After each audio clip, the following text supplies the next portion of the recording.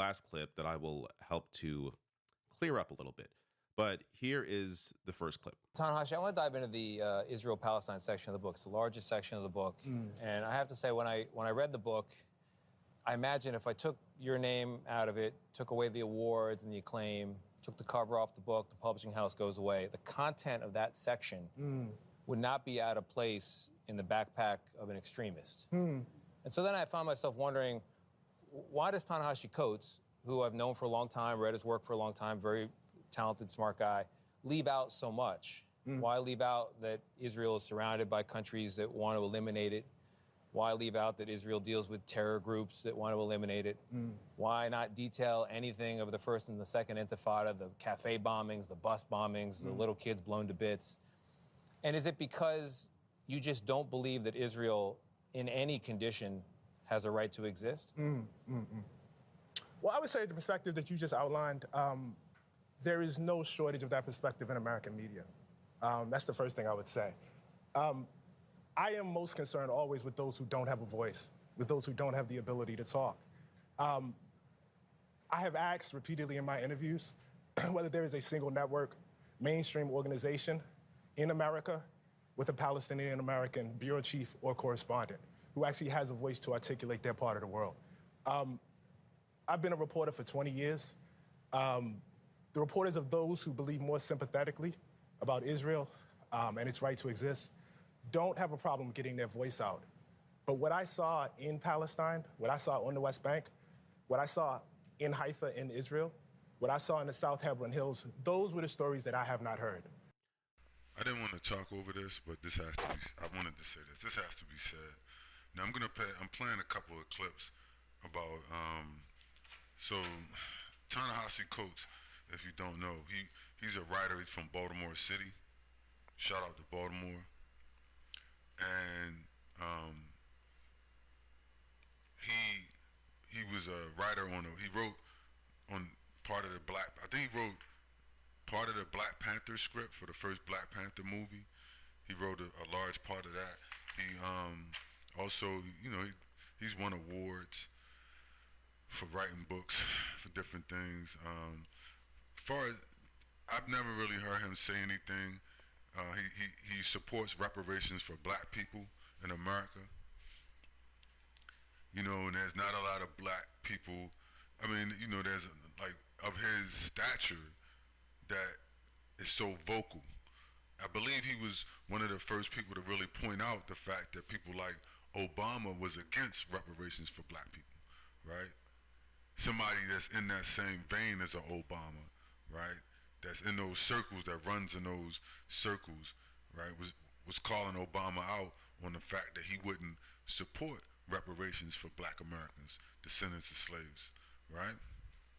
Now, so he comes out and writes a book and talks about Israeli apartheid being similar to Jim Crow. And then what happens is you see this white Jewish reporter and this Indian man from India comes out and start calling him a terrorist and an extremist. Ain't that something, right? Some white man from, that went from Europe to Israel, who's, back and forth from, attacks him and calls him a terrorist on CBS Morning News. And then you get some Indian man from India who just got to this country 20 years ago or something, right? 30 years ago. He comes here and he starts calling. I'm gonna play a clip from him from this show called Breaking Points, how they started going in on Ta-Nehisi Coates, talking about how much this guy, the Indian attack dog. And see, that's why they bring these people here. I'm gonna show you right now why they bring these immigrants here. This is a perfect example of why they bringing these immigrants here, illegal and legal. And I don't want to hear no more shit about from nobody else when I play this clip from this Indian man. You see, I don't want to hear no more shit from you, from nobody, right? All I'm saying is just get ready. Because these people are being brought here to ethnically cleanse you. These people are being brought here as a force against you. And if you don't get it, you don't get it. But you better brace yourself because he's gonna show you why he's here. Let me play the clip.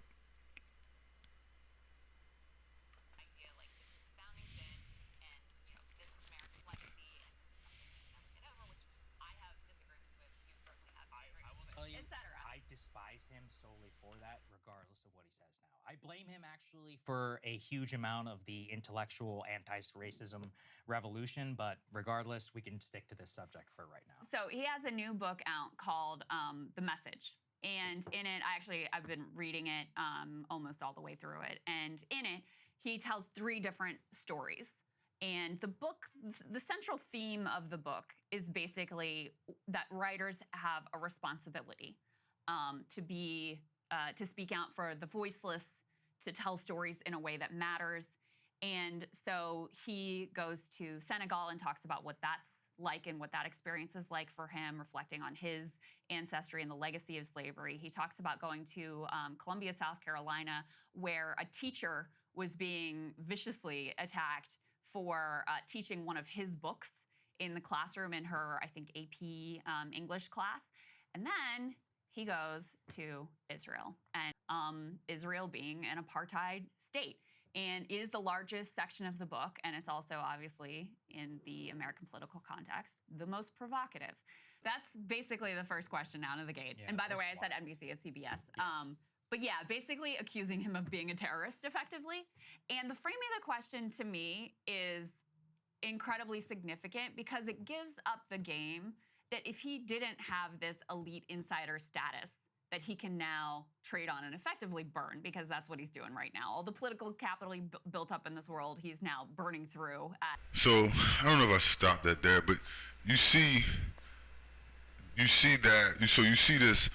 this Indian man, right? Indian immigrant, right? Who he can't carry this man water, right? He hasn't won any Pulitzer Prize. He hasn't won any awards for writing. He hasn't written for a movie like Black Panther. He hasn't done anything. He come to this country and start talking shit about Ta-Nehisi Coates, right?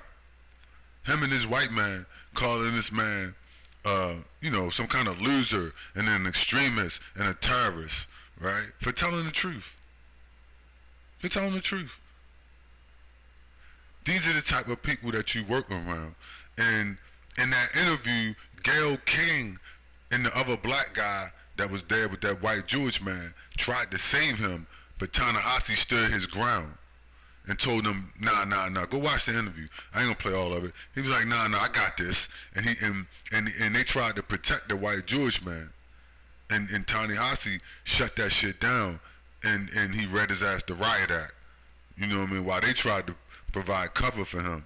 And I'm sure when the cameras went off, they said, hey, listen, we don't agree with Ta-Nehisi Coates. We're not with him. You know, one of those type of shit. I know, hey, boss, I don't know why he causing so much trouble. He's just some old troublemaking Negro. We not with him. We don't agree with nothing he said, boss. One of those type of things. Gayle King and the other black, moist, alphabet Negro that was sitting there with him with the tight pants on, right? Then you get this Indian. I'm gonna play some more. I gotta play some more with this Indian man said about him, right?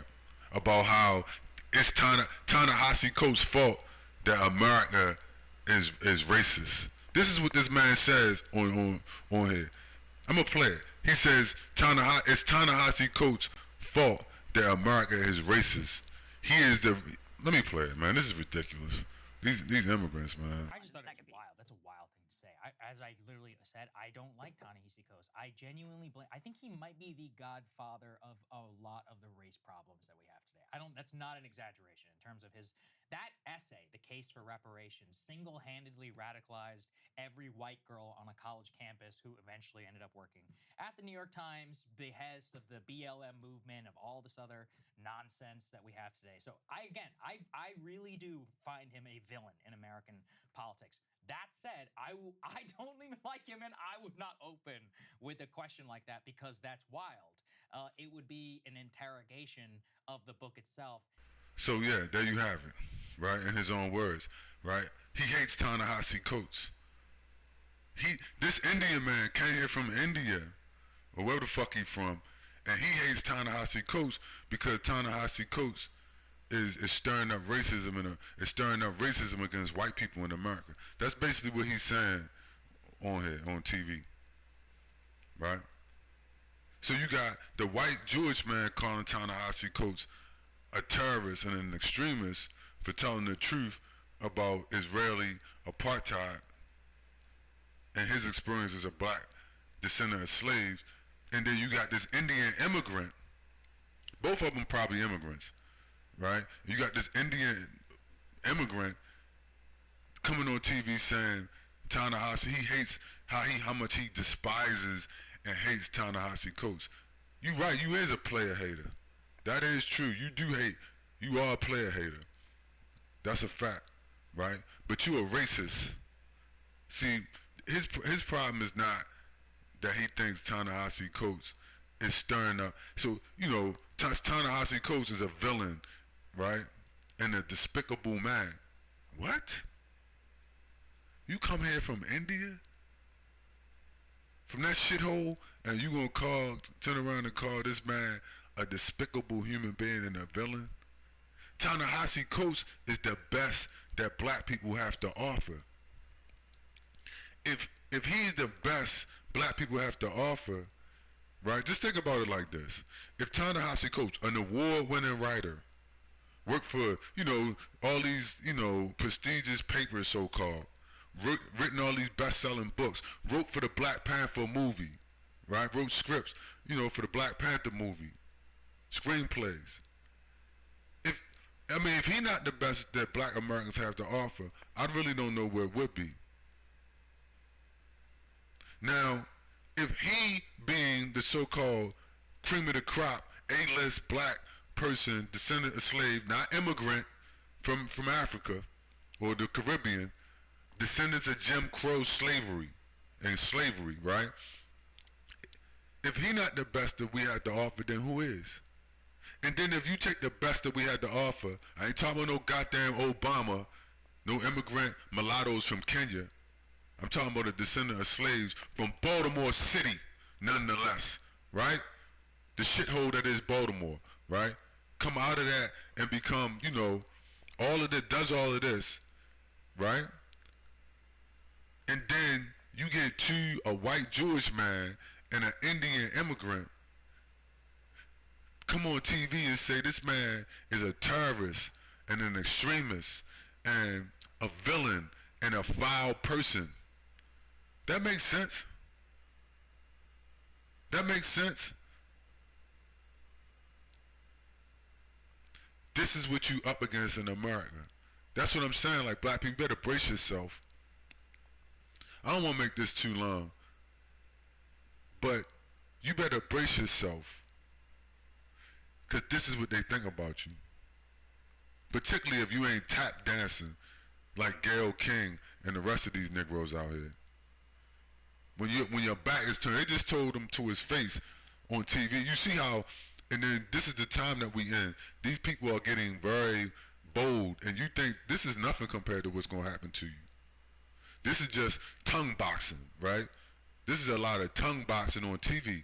When you disagree with them, right? They're going to go at the Ta-Nehisi Coates. He won't be writing for any more Black Panther movies after this, or whatever. They're gonna get rid of his ass. And then they not only going to go after him on CBS News and different places and on his job, but then they got immigrants to go after him, like this Indian man on your screen, to call him a vile person, right? Who is fomenting racism, you know, in the amongst white people in the United States. I ain't gonna keep going with this, man. I mean, this is insane. I mean, you wake up every day to some more bullshit in America. That's why America gonna be destroyed. See, America is that Indian man's idol. That's why he can come here and call a descendant of slaves who has done way more than he will ever do in his whole life. And had been through more than he ever been through, far as apartheid, whose family went through apartheid in America. And to come out of Baltimore City and the apartheid that is America, and the degradation and racism and discrimination that is Jim Crow in America, and become the best of the best in America. But still refuse to downplay the struggles of black people and then support reparations. Ta-Nehisi Coates is rich. Is probably a millionaire. He doesn't need reparations. You see? He's rich. I'm sure he's a multimillionaire. He doesn't need reparations, but he still said he supported it for black people because of Jim Crow, apartheid, and slavery in America. That's the kicker right there. And then you get this Indian man come on here and call him a vile human being. Say that he's somebody who didn't live under Jim Crow, somebody who didn't live under slavery, who didn't have to go through all of this. This shit just ended in 1970. The Ta-Nehisi Coates trying to make the point that he's probably one of the, he was born right at the end of that, like me. You see. So I ain't gonna belabor the point, but it's clear that you need to understand. Black people need to understand, these people are not your friends. You don't have any friends. These Indians and these white people, these Jews and all these people, you don't have no allies. The minute you say something they don't like, the minute you don't dance to their tune or shine their fucking shoes, right? They start calling you an extremist or a terrorist, right? You gotta get fired from your job. You starting racism. You around here causing trouble for the white man, right? That's what he's saying on here, this Indian man. And these African immigrants, and these Asians, right? And these Hispanics. This is what they do when they come here. They do what this Indian man just did. They said, wait a minute, these Negroes is making trouble for this good white man while we here getting all of these benefits from civil rights. These is a traitorous lot that you have been put upon you and been mixed in with you, right? But I'm gonna say this, and I'm gonna tell you like the dude from the Watchmen, right? Don't have no fear of these people. Like the Bible said, let those who are weak say that I am strong. And I would tell all these immigrants one thing: you new to this country. We've been here for hundreds of years. Let me explain something to you. Like the guy from the Watchmen told them, right? When they tried to make him afraid, when they locked him up, he said, listen, I'm not locked in here with y'all. You locked in here with me. You better make them understand that. You've been here for 500 years. Don't be afraid of these people. Don't let them come on TV and call you extremists and terrorists and say that you are a reverse racist and you a vile person. What Indian person got a right to come to the United States and some Indian immigrant and say that about black people? That we caused racism in America. We ain't caused no fucking racism in America. We was the victims of it. We didn't create it, they created it, not us. We didn't enslave white people, and we didn't put white people in apartheid. We didn't create institutional racism against white people. What the fuck are you talking about, sir? You shut your mouth.